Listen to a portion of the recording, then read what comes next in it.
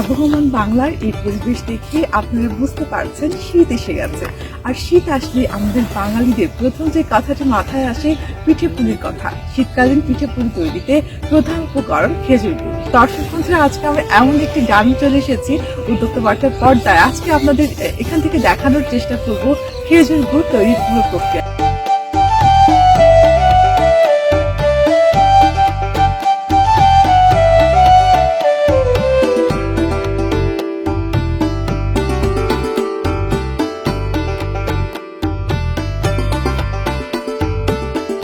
দর্শক বন্ধুরা, আমরা সকলেই জানি যে এখন অসংখ্য উদ্যোক্তা অনলাইনে বসে তাদের উদ্যোগ পরিচালনা করছেন।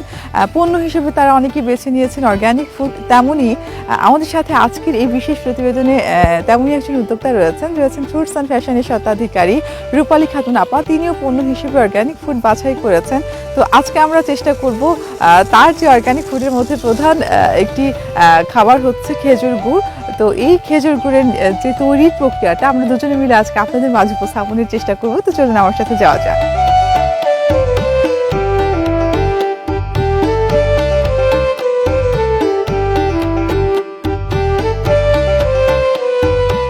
দর্শক বন্ধুরা, যেমনটি বলছিলাম যে আজকের পুরো প্রতিবেদন জুড়ে আমাদের সাথে রয়েছেন ফ্রুটস অ্যান্ড ফ্যাশনের স্বত্বাধিকারী রূপালী খাতুন আপা। আসসালামু আলাইকুম আপা, কেমন আছেন? ওয়ালাইকুম আসসালাম আপু, খুব ভালো আছি। শীতের সকালে হ্যাঁ, ভীষণ ভালো লাগছে। আর কুয়াশায় চারদিকে আসলে মোড়ানো এবং এত চমৎকার পরিবেশ, ভীষণই ভালো লাগছে। তো আমরা দুজন মিলে আসলে চেষ্টা করবো আসলে খেজুর গুড় তৈরির পুরো যে প্রক্রিয়া সেটা আপনাদের মাঝে উপস্থাপনের জন্য।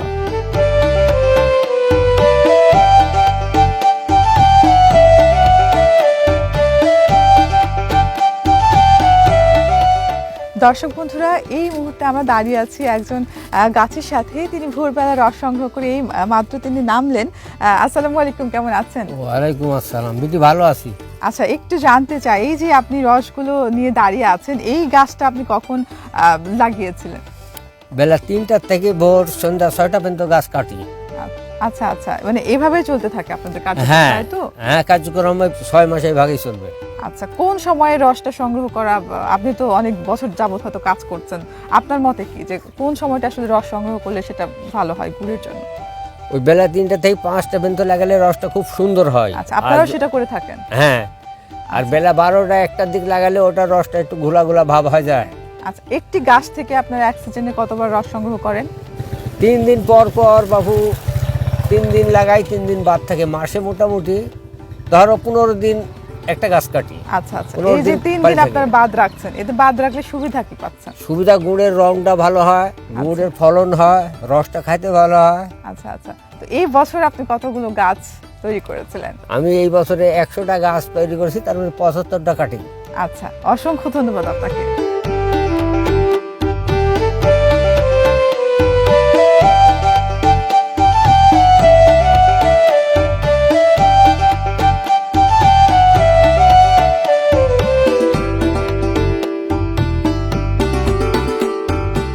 দর্শক, আমরা পরবর্তী ধাপে চলে এসেছি। রস সংগ্রহ শেষে এই যে রসগুলো এখন বিরাট মাটির চুলাতে জাল দেওয়া হচ্ছে।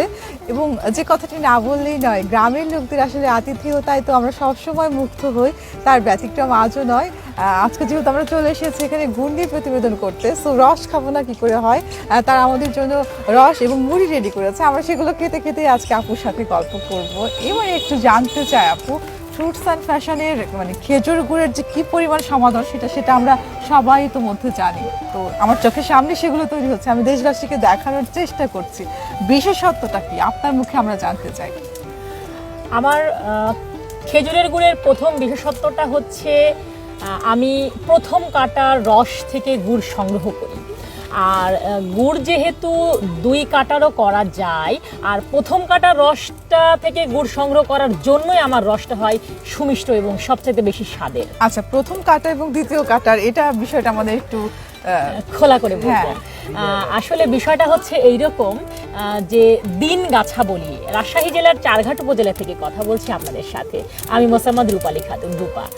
আর এই বিশেষত্বটা হচ্ছে এইরকম, দিনের বেলায় মোটামুটি সকাল 9টা থেকে শুরু করে দুপুর 3টা পর্যন্ত একটা রস গাছ থেকে ফোটায় ফোটায় পড়ে। ওই সময়ের রসটা সারাদিনের সূর্যের আলোর ফলে টক ভাব হয়ে যায়। আর সেই টক রস থেকে গুড় তৈরিটা করলে গুড়টাও বেশি সুমিষ্ট হয় না এবং স্বাদের হয় না। আর আমরা সংগ্রহ করি দুপুর 3টা থেকে শুরু করে একদম সন্ধ্যা নাগাদ পর্যন্ত গাছ কেটে চেঁচে ঝুড়ে রস সংগ্রহ করার জন্য হাঁড়ি পেতে রাখা হয়। এই রসটাকেই প্রথম কাটার রস বলে। আচ্ছা, খুবই চমৎকারভাবে আমরা তো জানছি গুড় তৈরির প্রক্রিয়া এবং রস সংগ্রহের যে বিষয়টি সেটি আপু এখন আমাদের মাঝে উপস্থাপন করলেন। একটু না বললেই নয়, এই যে শিক্ষকতার পাশাপাশি আপনারা এই কাজগুলো করছেন, এটা তো সো টাফ। এটা আসলে কিভাবে ব্যালেন্স করা হয়?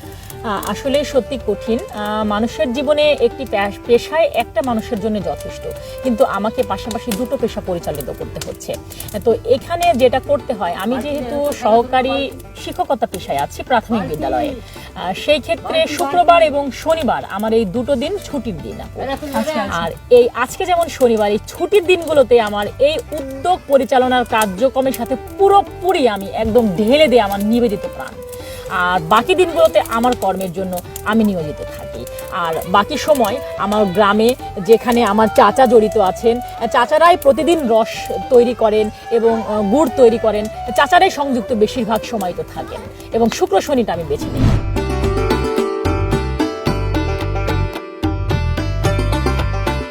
চাচা, রস তো নামিয়ে আনলেন, আজকে কতগুলো গাছের রস সংগ্রহ করেছেন? গাছ এখানে মোটামুটি আছে বোধহয় 30টা কি 35টা গাছের রস আছে। আচ্ছা, আনুমানিক 35টা গাছ আমরা ধরলাম। কাঁচা রস কতটুকু হয়েছে 35টা গাছ থেকে? 100 থেকে 120 কেজির মতো। 120 কেজি। বা এখান থেকে আমরা গুড় কেমন পাবো, কি পরিমাণ? 10 থেকে 12 কেজি শুকন কাঠি হইলে, আর না হলে ভিজা কাঠি হলে কম হয়। আচ্ছা, এই শুকান কাঠি আর ভিজা কাঠি এই বিষয়টা একটু আমাদের দর্শকদের তুলে ধরেন।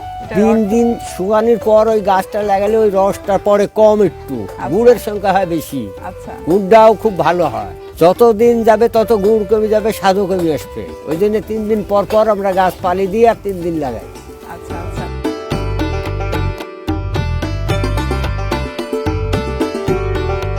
আপু, আমরা তো দেখছি বিরাট পাত্রে রস জাল চলছে এবং সেখানে পাটখড়ি দিয়ে চাচা জাল দিচ্ছে। তো আমরা একটু জানতে চাই যে আসলে আপনারা সচরাচর পাটখড়ি ব্যবহার করে থাকেন, না কি কি আসলে উপায়ে আপনারা এই কাজগুলো করে থাকেন?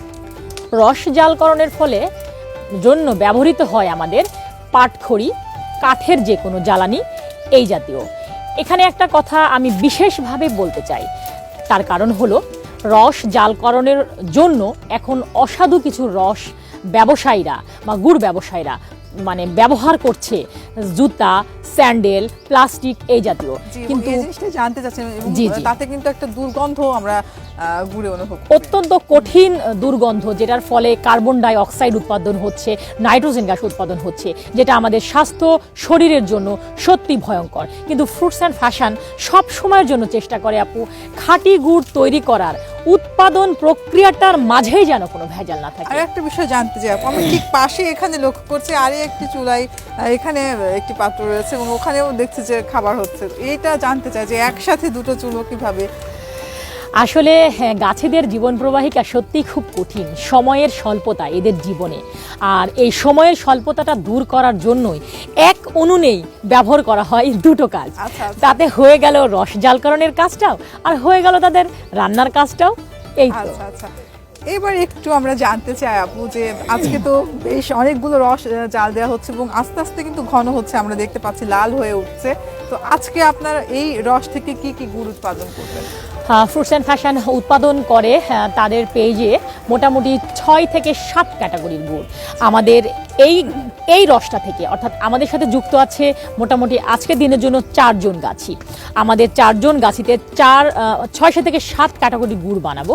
সেগুলো হলো রেগুলার পাটালি, বাদাম পাটালি, নারিকেল পাটালি, তারপরে কিশমিশ পাটালি, মশলা পাটালি, ঝোলা গুড় 2 রকমের, সেটা হলো দানাদার ঝোলা, নলেন বা পাতলা ঝোলা।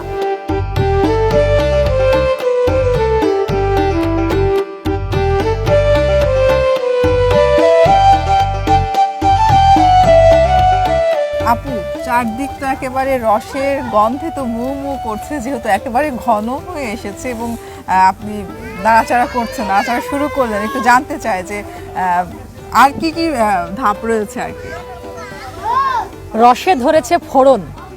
এটা অবশ্য ফোড়ন ধরার আগ মুহূর্ত, তার কারণ হলো এখনো একটা স্টেজ, 2টা স্টেজ পার করার পরে আমরা পাবো নলেন ঝোলা, যেটাকে বলে পাতলা ঝোলা। আচ্ছা। আর ওর থেকে আরেকটু গাঢ় অবস্থা, সেখান থেকে আমরা পাবো হলো দানাদার যুক্ত ঝোলা। সর্বশেষ লাস্ট স্টেজ, একেবারে ফাইনাল স্টেজ, সেখান থেকে পাবো আপু আমরা রেগুলার পাটালির তৈরি করার জন্য উপযুক্ত তাকের একটা গুড়। আচ্ছা, এবার একটু জানতে চাই, এই যে আপনি নাড়াচাড়া করছেন, এটা কি বিশেষ কোনো মানে নিয়ম রয়েছে কিনা? হ্যাঁ, অবশ্যই নিয়ম আছে আপু। তার কারণ হলো এই সময়টা রসে তো ফোড়ন ধরে, এই ফোড়ন ধরার সময়টা একটু নাড়াচাড়া না করে দিলে রসের জালকরণ সব জায়গায় সমানভাবে পড়ে না। এই জন্য এইটা একটু নাড়াচাড়া করার ব্যাপার থাকে। আচ্ছা, একেবারে এখান থেকে শুরু করছেন, শেষ পর্যন্ত নিয়ে যাচ্ছি। অবশ্যই আমি যেহেতু এখানে একবার মানে এসেই পড়েছি, আমি একবার করবো না তা কি করে হয়, এবার আমি একটু শুরু করে দিব, জানি না আপনার মতো হবে কিনা। আচ্ছা, অর্থাৎ এইভাবে ধরে আমাদের একেবারে শুরু থেকে শেষ পর্যন্ত কাভার করতে হবে। এবং দর্শকরা আসলে আপনাদের যদি বোঝাতে পারতাম যে কি চমৎকার স্মেল বের হচ্ছে চারদিকে, আসলে মৌ মৌ করছে মিষ্টি গন্ধে। তো আমরা শেষ ধাপ পর্যন্ত আপনারা সাথে থাকবেন বলে আশা রাখছি।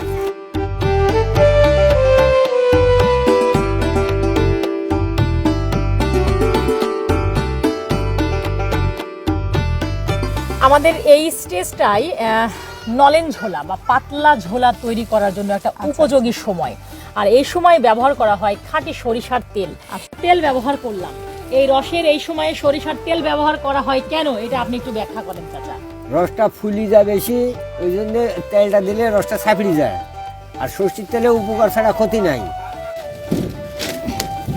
আমরা এই পর্যায়ে আছি বীজকরণ প্রক্রিয়া। আর এই যে খাঁটি খেজুরের গুড়ের উৎপাদনটা আমরা যে শুরু থেকে দেখালাম, আর এই বীজটা আমরা এখন তৈরি করছি। এই বীজটা দরকার হয় পাটালি গুড় জমাট বাঁধার সহায়তা করার জন্য। আমার পেজের চমৎকার এবং ফোকাস গুড় হচ্ছে বীজ গুড়। আর এই যে বীজ গুড়টার যে কতটা স্বাদ, এটা আসলে আপনারা না খেলে বুঝতে পারবেন না। আপু একটু খেয়ে আমার দর্শকদের অবশ্যই একটু ব্যাখ্যা করবেন কতটা মজার। সবসময় মেলায় দেখি, এখন আমি খাচ্ছি সামনাসামনি।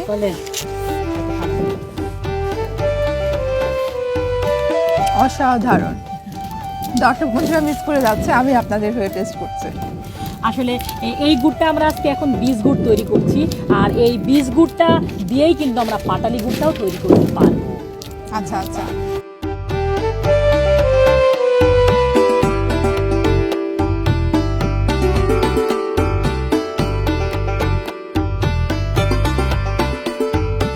দর্শক বন্ধুরা আমরা একেবারে শেষ পর্যায়ে চলে এসেছি। আমরা দেখতে পাচ্ছি যে পাটালি গুড়গুলো রেডি হয়ে গেছে। আপু, গুড় তো রেডি হয়ে গেল, এবারে কার্যক্রম বলেন।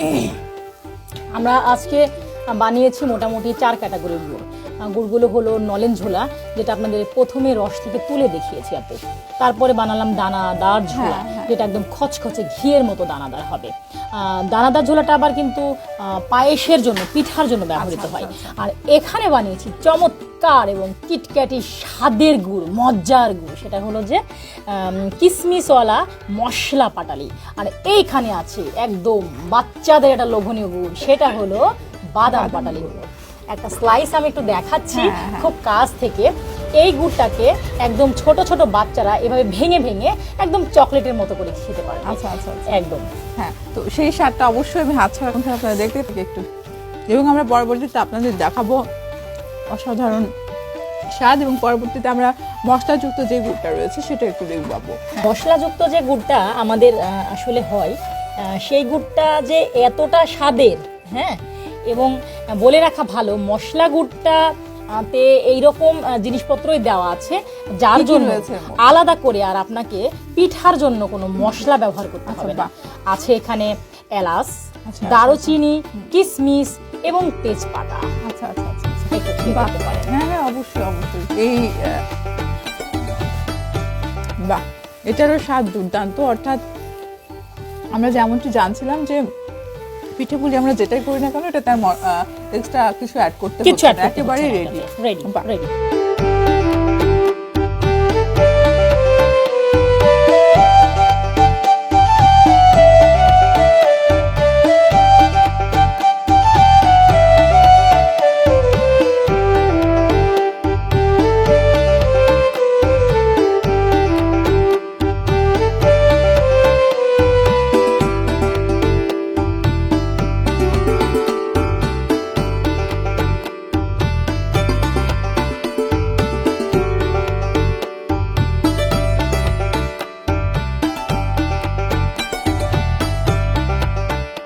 আমাদের আজকের প্রতিবেদন।